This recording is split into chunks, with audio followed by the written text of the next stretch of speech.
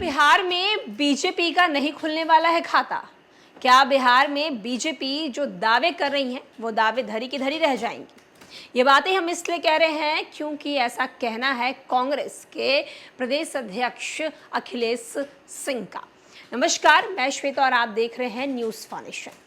अगर हम 2024 लोकसभा चुनाव की बात करें और बिहार की 40 सीटों की बात करें तो जब से चुनाव की शुरुआत हुई है तब से बीजेपी की तरफ से बिहार के 40 सीटों पर एक अलग ही दावेदारी देखने को मिल रही है।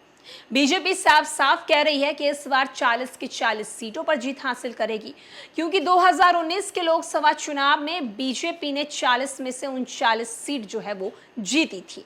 अब ऐसे में बीजेपी का दावा इस बार 40 सीट है, लेकिन बीजेपी के दावे के बाद अब कांग्रेस जो है वो एक अलग दावा करता हुआ नजर आ रहा है।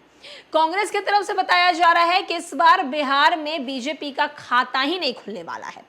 अब ये तो आने वाले दिनों में पता चलेगा कि जो बीजेपी दावे कर रही है वो सच है या फिर जो कांग्रेस कह रही है वो सच है, या फिर इन दोनों के दावे जो है वो गलत हैं और सच कुछ और है। इसका खुलासा तो 4 जुलाई को ही होगा, लेकिन उससे पहले आपको बता दें कि बीजेपी और कांग्रेस जो है लगातार एक दूसरे पर हमलावर हैं। एक तरफ जहां अखिलेश प्रसाद सिंह आगामी लोकसभा चुनाव को लेकर बड़ा दावा कर दिए हैं, कहा है कि बिहार में भाजपा को एक भी सीट नहीं मिलने वाली है। उन्होंने यहां तक कह दिया है कि कांग्रेस उन सभी 3 सीटों पर भारी मतों से जीत हासिल करेगी जहां दूसरे चरण में वोट डाले गए हैं। बाकी बची 6 सीटों पर भी कांग्रेस का बेहतर प्रदर्शन रहेगा। कांग्रेस किसी एक जाति धर्म की पार्टी नहीं है, देश में परिवर्तन की लहर चल रही है। यही कारण है कि भाजपा की परेशानी जो है वो बढ़ गई है।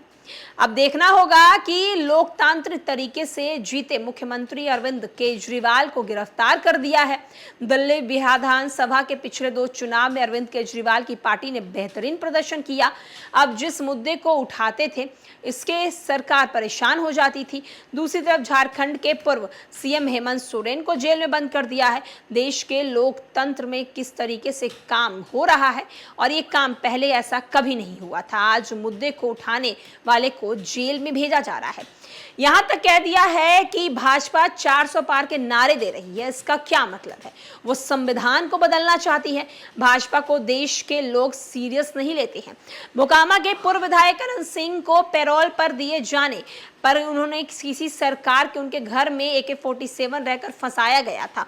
मीडिया को दिखाना चाहिए जिन लोगों ने अनंत सिंह को साजिश के तहत जेल भेजने का काम किया, उन्होंने ही अब राजनीतिक फायदे के लिए उन्हें पैरोल पे ला दिया है। तो आप देख सकते हैं अखिलेश सिंह जो है किस तरीके से बीजेपी पर तंज कसते हुए नजर आ रहे हैं, बीजेपी पे सवाल उठाते हुए नजर आ रहे हैं। सवाल है कि 40 सीट जो वादा कर रही है बीजेपी, जो हुंकार भर रही है बीजेपी, जहां भी बिहार में जनसभाएं कर रही है बीजेपी, 40 सीट पर दावेदारी ठोक रही है, वो दावेदारी कितनी सच होती है? क्योंकि अखिलेश सिंह ने तो यहां तक कह दिया है कि बीजेपी को इस बार एक भी सीट नहीं मिलने वाला है। अखिलेश सिंह की बातें कितनी सच होंगी इसका तो खुलासा 4 जून को हो जाएगा, लेकिन सवाल ये उठता है कि बीजेपी लगातार जो 40 सीटों पर दावेदारी कर रही है वो दावेदारी कितनी सच होती है। क्योंकि एक तरफ जहां अगर हम बीजेपी कैंडिडेट्स की बात करें तो बीजेपी कैंडिडेट्स के लिए प्रधानमंत्री नरेंद्र मोदी खुद बिहार आ रहे हैं, चुनाव प्रचार कर रहे हैं।